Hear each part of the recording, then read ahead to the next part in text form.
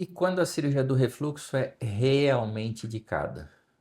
Bom, eu sou o Dr. Marcos Ratti, sou cirurgião digestivo aqui em São Paulo. No vídeo de hoje eu vou querer discutir contigo quando a cirurgia anti-refluxo ela tem papel no tratamento do refluxo. Eu já vou te adiantando, é um papel bem pequeno. O objetivo aqui é a gente revisar critérios clínicos, diagnósticos e funcionais que orientam a indicação cirúrgica, evitando decisões baseadas apenas em sintomas ou em protocolos muito engessados.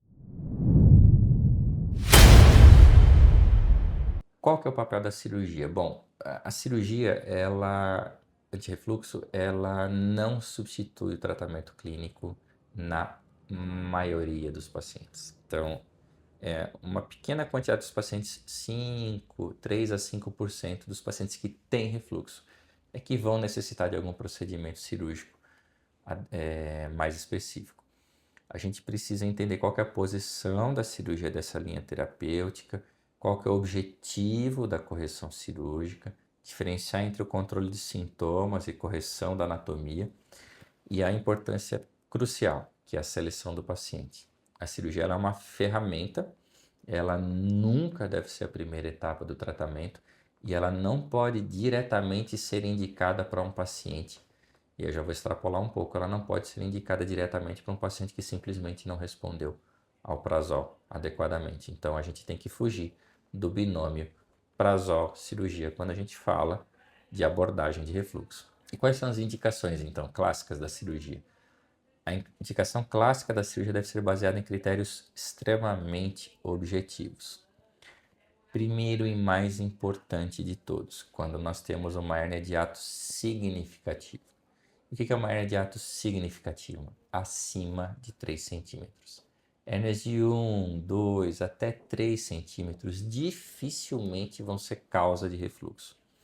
Então, antes da gente pensar, inclusive, em operar determinado paciente que tem uma hérnia de hiato até significativa, eu preciso investigar. Investigar esse paciente de que maneira? De uma maneira um pouco mais ampliada para além dos exames convencionais. Outra indicação importante, quando nós temos uma falha do tratamento clínico, ou seja, quando eu abordo esse paciente de uma forma mais integral, e esse paciente mesmo não responde ao protocolo, já não responde ao protocolo tradicional com prazol e não responde a uma abordagem mais integrada.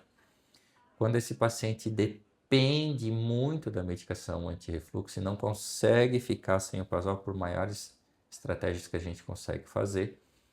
E se eu tenho complicações do refluxo. Quais são as complicações do refluxo? Que a gente tem que entender. Esôfago de Barrett, úlceras esofágicas, esofagites graves. Então, quando eu tenho refluxo muito intenso, eu trato esse paciente e eu não tenho uma resposta muito adequada. Eu posso ter a cirurgia como uma carta na manga para oferecer para esse paciente. Só o sintoma ali isolado e essa dicotomia entre o uso do prazol e não funcionar e operar, isso não é indicativo de cirurgia. E a gente precisa avaliar esse paciente também do ponto de vista pré-operatório, porque quando a gente decide operar um paciente, a gente precisa saber se ele é apto à cirurgia, porque muitas vezes o paciente não é candidato à cirurgia por questões clínicas.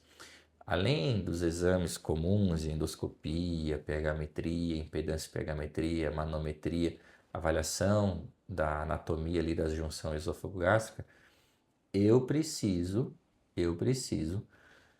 entender se esse paciente ele tolera a cirurgia, se ele não é um idoso, se ele não tem problemas pulmonares e cardíacos graves, não decorrentes obviamente do refluxo, se ele tem alguma contraindicação à cirurgia anti-refluxo pela questão de não tolerar o pneu peritônio e principalmente um erro muito comum que a gente vê é operar pacientes obesos ou sobrepeso. Então, em IMCs acima de 30, os pacientes não devem ser candidatos à cirurgia. A gente precisa abordar a obesidade antes, muitas vezes isso melhora o refluxo.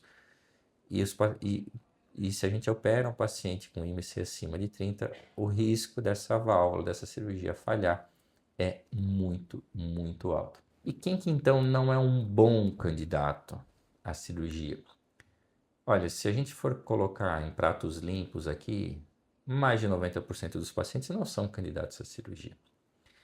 Nem todos os pacientes com sintoma de refluxo se beneficiam com a cirurgia. E na prática de consultório, a gente vê muitos pacientes operados sem uma indicação adequada e com complicações da cirurgia graves. Então, quando a gente desconfia que não vai dar certo, primeiro, pacientes obesos. Segundo, ausência de correlação entre sintomas e a doença do refluxo. Terceiro, distúrbios motores esofágicos relevantes, como por exemplo, nutcracker, que é o esôfago em quebra-nozes, hipersensibilidade esofágica, espasmo esofagiano difuso, doenças outras sistêmicas como a esclerodermia que causam refluxo, porém são doenças do tecido conjuntivo, e também pacientes que muitas vezes erroneamente são operados de doenças de hipertonia do esfíncter esofágico inferior, como por exemplo a calásia, o megaesôfago, e são confundidos com pacientes que têm refluxo. A seleção inadequada desses pacientes é a principal causa de insucesso. Então hoje a gente vê muito mais, inclusive na internet, muito mais pacientes reclamando da sua cirurgia de refluxo do que pacientes precisando da cirurgia de refluxo. Então a gente hoje vê muito mais complicações de cirurgias de refluxo que não foram bem indicadas. Quais são os resultados da cirurgia bem feita e bem indicada? A cirurgia, em pacientes bem indicados, ela tem excelente resultado. Excelente resultado. Tem uma taxa altíssima de controle de sintomas, pacientes ficam muito bem sem as medicações, o conforto da digestibilidade sem o uso de inibidores de bombas de próton é extremamente eficaz, a digestão fica muito mais eficaz sem o uso crônico de inibidores de bombas de próton.